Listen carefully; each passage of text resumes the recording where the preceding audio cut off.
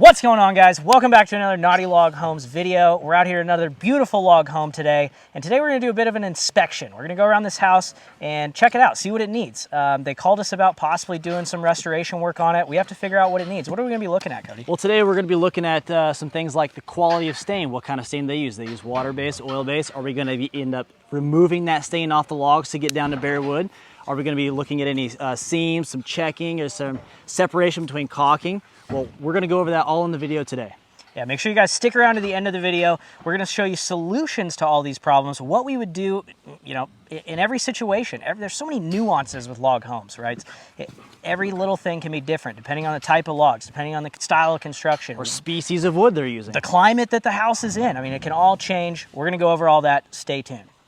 Okay, guys, so the first thing we kind of look at here, the obvious thing, is that the stain, right? We look at the stain, you can see it's a little bit older, a little dark. You can't see the grain as much, and you've got a log home, right? You want to see the grain, okay? So you could practically rub your fingers across it, and I just took the stain off, right?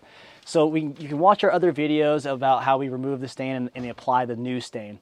If you guys come in a little closer here, another thing I noticed is there's some separation in the caulking within this check. So we can actually come in here and address that too, so there's no water or moisture can get inside that log.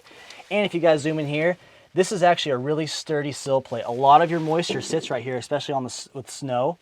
And you can tell it's really solid. That's because of this high foundation, right? That's what you always look for when you come to a house like this. How far away from the ground is this? There's no splash, there's no water sprinklers, if you will, that are actually hitting this log. That's why it's so sound and solid.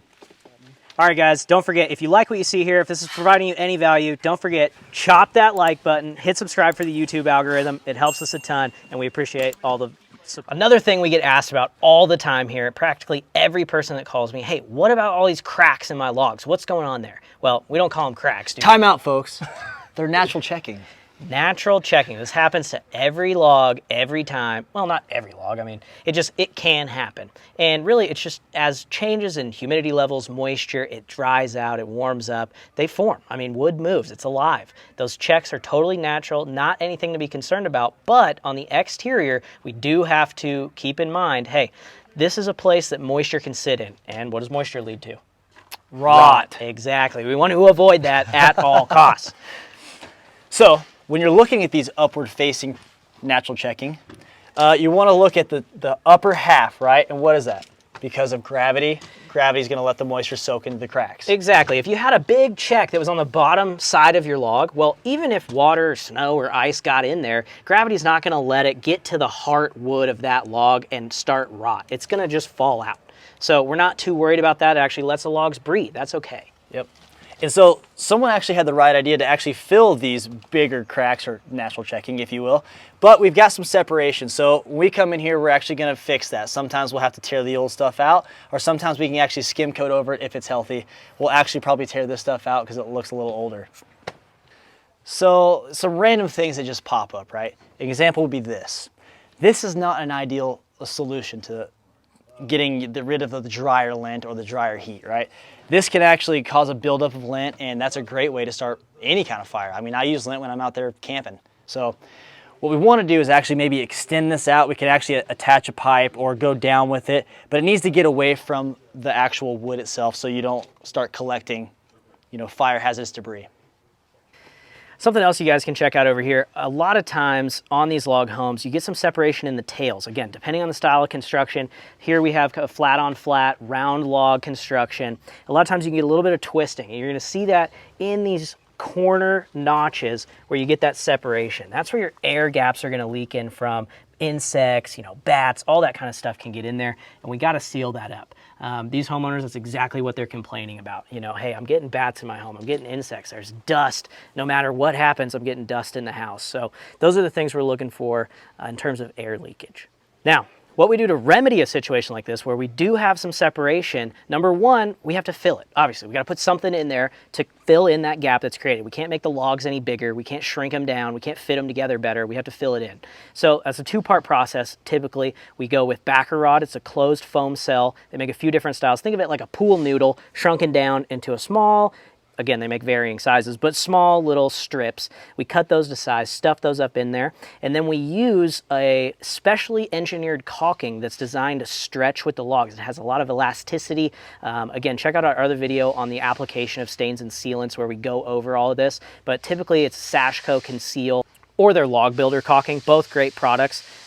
They come in a variety of colors. A lot of times we give homeowners two options even when it comes to caulking. Hey, do you want that high contrast look where you can see the caulking or chink lines on top of your stain? You can kind of pick two colors. That's pretty a classic log home look. Or we can apply caulking beforehand and stain over the top of that, kind of blend it in so you're not noticing. Really, you know, that's not a great option. We like to caulk last, is to get a caulk that color matches. That's where those conceals come in.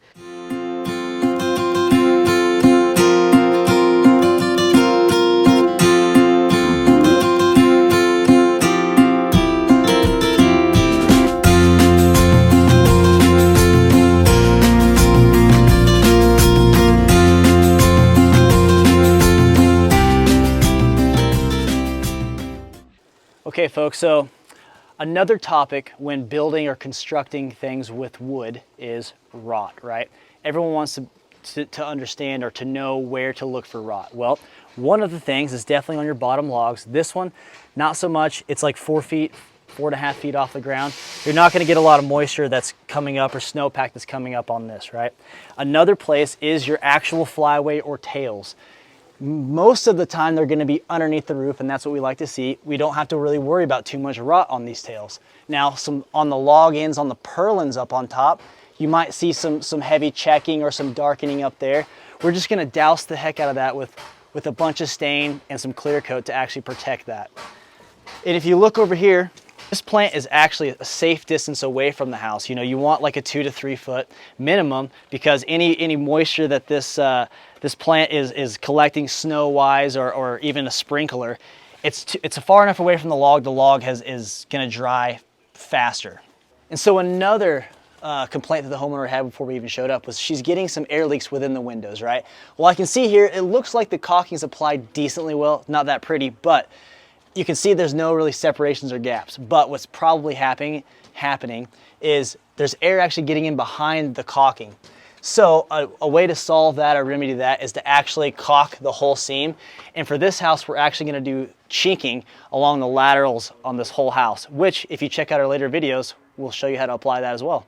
All right, guys, overall, this house is pretty solid. If we had to rate it on a scale of 1 to 10, you know, overall soundness of the logs, 9. 8, 9, probably even a 10. I mean, they've been well taken care of. It's built well. It's underneath cover. No water's getting on it. Checks have been filled. It's been maintained.